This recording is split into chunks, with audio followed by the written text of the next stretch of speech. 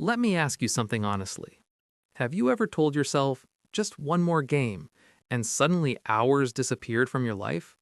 What if I told you that gaming addiction isn't just about wasting time, but about slowly losing control over your life, your focus, and even your relationships? In today's video, we're going to break down the key ideas from the book Combat Gaming Addiction and talk about how gaming addiction starts, how dangerous it can become, and most importantly, how you can stop it before it controls you. But before we start, make sure to subscribe to the channel so you don't miss any future book summaries that can truly change your mindset and your life. Introduction: what this book is really about. This book delivers one powerful message. Gaming addiction is real, it's serious, and it's not impossible to overcome. Just like any other addiction, gaming addiction slowly takes over your behavior, your priorities, and your sense of discipline, often without you noticing. The book doesn't attack gaming itself. Instead, it focuses on loss of control, excessive use, and escaping reality through games. Chapter 1: what is gaming addiction?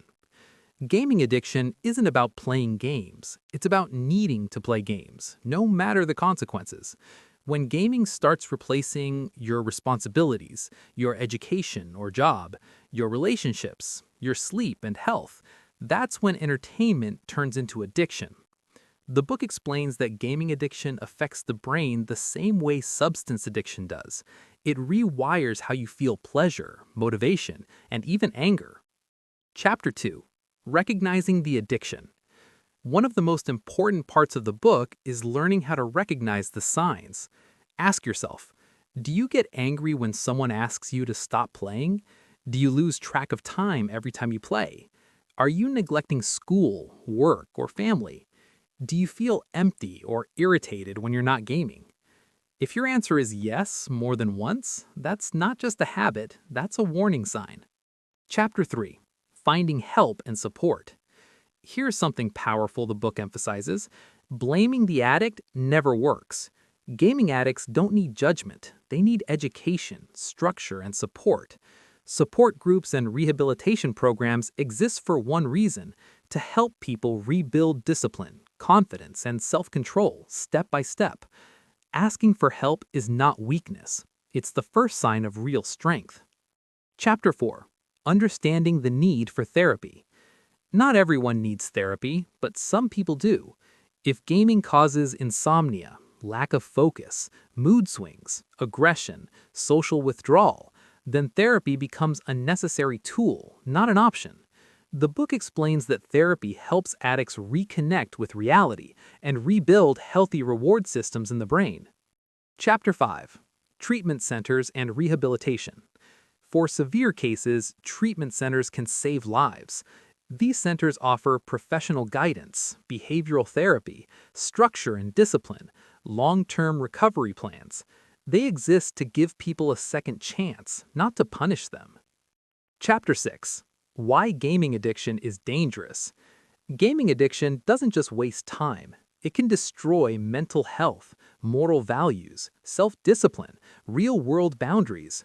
The book warns that violent games can blur the line between fantasy and reality, especially for children and teenagers. Without limits, addiction leads to isolation, aggression, and emotional emptiness. Chapter 7: be careful not to get hooked. The best cure is prevention. The book recommends spending more time with family and friends, engaging in outdoor activities, setting strict time limits for gaming, replacing gaming with productive hobbies. Moderation is the key. Too much of anything, even fun, becomes harmful. Chapter 8: can you handle it yourself? Some people can stop on their own, but only if awareness is still strong, discipline still exists, fear of consequences is real. If gaming hasn't fully taken over your life yet, this is your chance to draw the line now. Chapter 9: beating addiction before it starts. The book delivers a hard truth. If you never play games, you never get addicted. Avoiding temptation is easier than fighting addiction. Sometimes the smartest move is simply saying no before it's too late. Chapter 10: drawing the line between games and reality. Games are games, not real life. In games, cheating has no consequences. Violence has no punishment.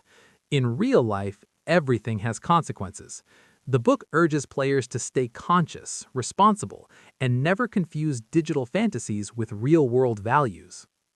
Gaming addiction is not unstoppable, but ignoring it makes it stronger. The earlier you act, the easier it is to take your life back. You control the game, or the game controls you. If you found this summary helpful, don't forget to subscribe to the channel so you never miss powerful book summaries like this one. You'll find the link to the book in the video description. Thanks for watching, and remember, your life is worth more than any game.